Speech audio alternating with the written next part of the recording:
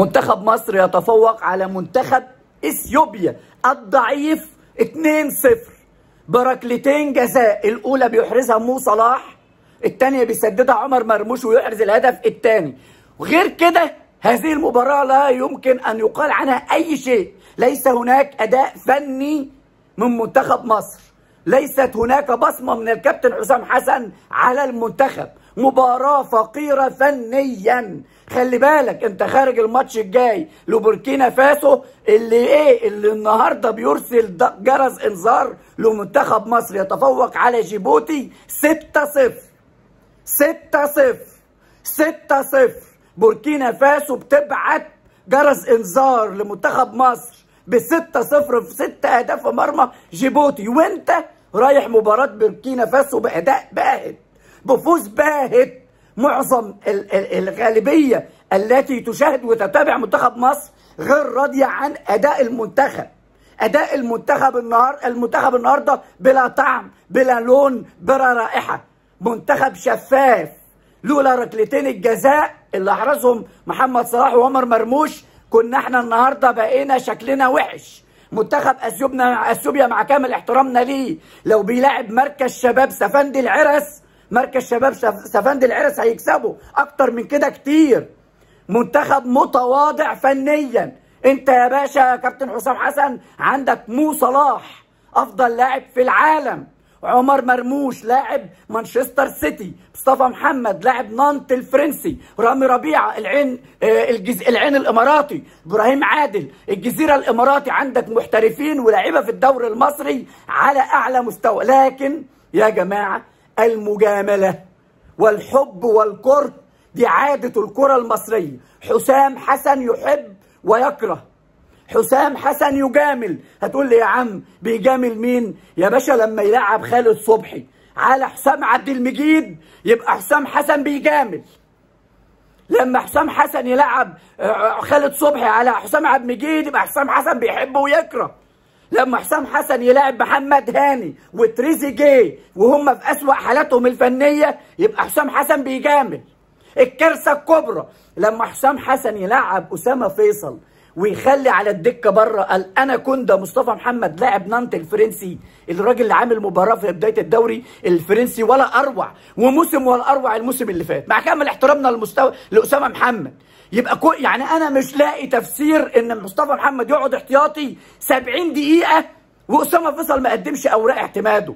ليه؟ عشان ايه يعني؟ شايف ايه حسام حسن الناس مش شايفاه؟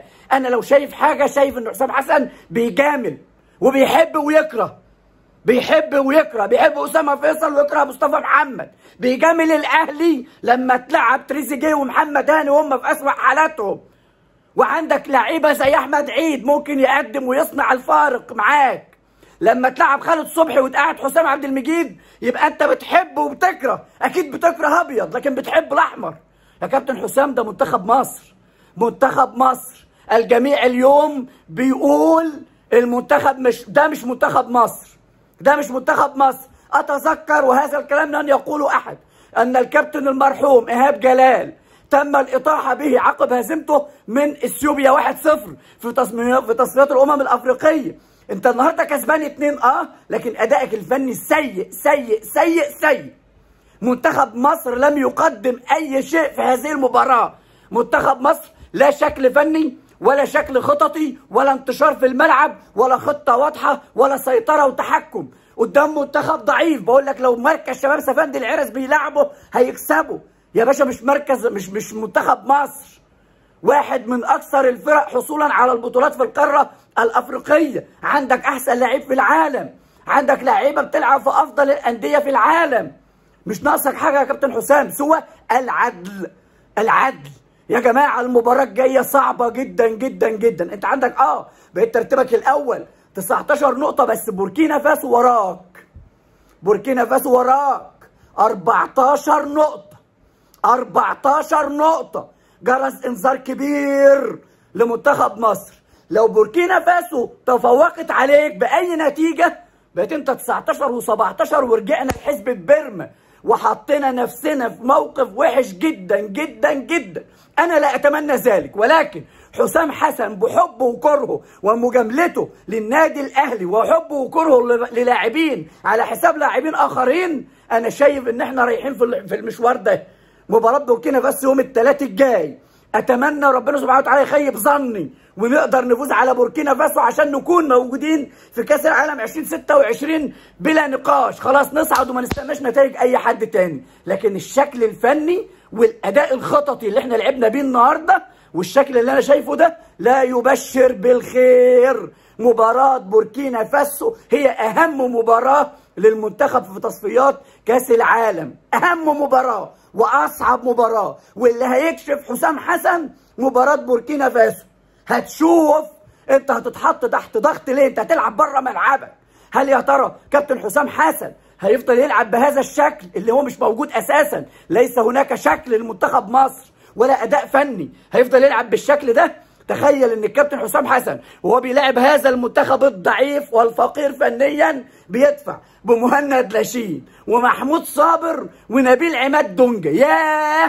يا كابتن حسام، يعني انت شايف ان اثيوبيا الضعيفه ده اهي اللي ما عملتش ولا هجمه حتى يعني تحس بالخطوره، محتاجه ان انت تامن خط النص بتاعك بمحمود صابر ونبيل عماد دونجا ومهند لاشين؟ لا لا لا لا لا لا، الكابتن حسام لابد ان يراجع هذه المباراه. يا كابتن حسام، مصلحه مصر اهم من مصلحه الاهلي، مصلحه مصر اهم من مصلحه الاهلي. يا كابتن حسام، مصر فوق الجميع.